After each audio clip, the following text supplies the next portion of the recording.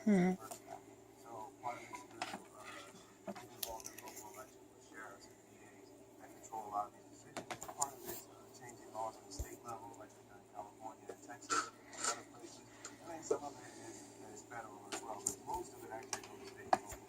So we get involved with activists and working on the ground and try to help pass laws that will make us a freer place. If someone's out there going, I want to get involved, I want to do something that will help, I want to move the country forward, where can we start? I think there's a lot of places, depending on what you're worried about and what's important to you, but I think in the Trump administration, we should worry about places like Planned Parenthood, we should worry about places like the ACLU, we should worry about organizations that are out there to protect people, the Legal Defense Fund for NAACP, all these places that are out there trying to protect the people from an oppressive government and from people that would want to take their rights away. And so we all need to be involved and be vigilant and pay attention to what the government is doing under our name and with our money, and hold them accountable and support organizations that are fighting the power.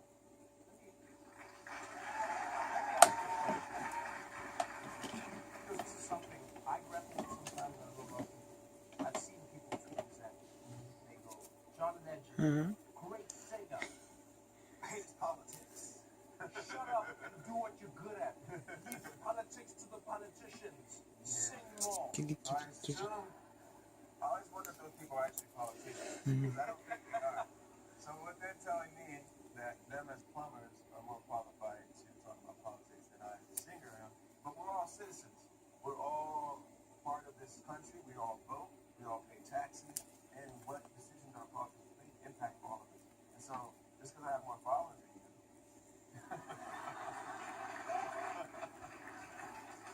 doesn't mean it's suddenly out of bounds for me to talk about politics, but you can talk about it to me.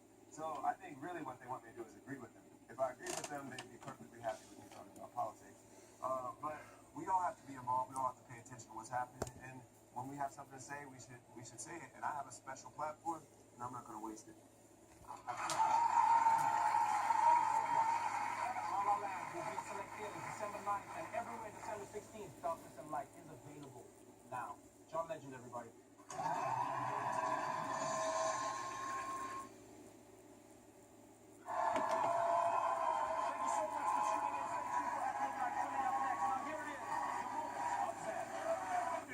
Hurricanes, including a Category 5 in Cancun, and this, I tell you, I have to stop.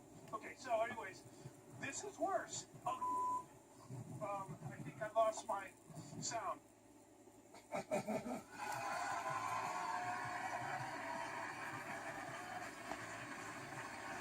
Chinky,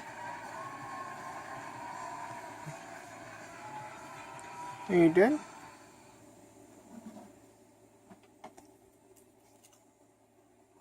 Come on.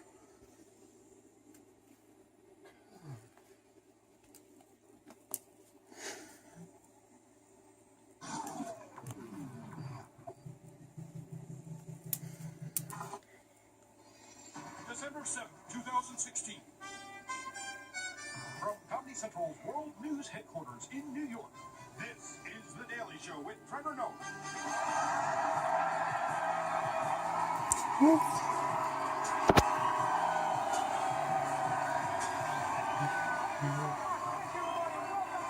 Thank you for tuning in. I'm Trevor Noah. My guest tonight from the Hit FX show Atlanta, Brian Tyree Henry is here, everybody.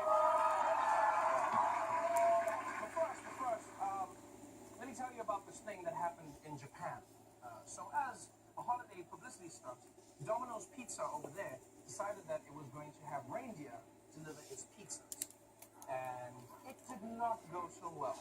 The company in Japan launched the program last week, and an actual reindeer delivered pizza. They soon found, though, you know what? Reindeer aren't very good delivery drivers. The reindeer apparently refused to stop at delivery spots. They shook the GPS off their antlers.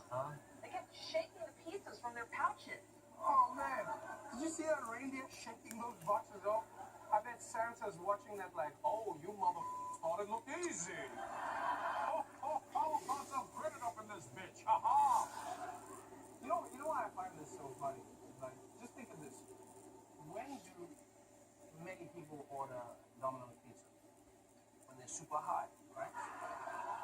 And then just just imagine you open the door and there's some kind of jacked up horse with antlers standing in front of you, and suddenly you have to make a choice. Do you freak out and then he knows you're high, or do you play it cool like nothing's weird? Here you go, buddy. Merry Christmas. So the bad news is Domino's had to pull their delivery reindeer off the job. But the good news is that they have a great deal right now on the Meat Lovers special. No. Don't worry, it's not the reindeer. It's just all the cows and pigs that you don't care about. But moving on. The holidays are right around the corner. And because Donald Trump is the president, Santa can't come to America anymore because he's a flying immigrant with a beard. And it's still hard. It's still hard to get used to the fact that Donald Trump will be president, especially because he lost by 2.5 million votes. But then he won the Electoral College, which is all that matters. It's almost like being in a relationship. You know how in relationships, quality time matters more than the quantity of time. Like you'll get into fights like, why are you so angry? I hung out with you all weekend. She'll be like, yeah, but you spent hours sleeping.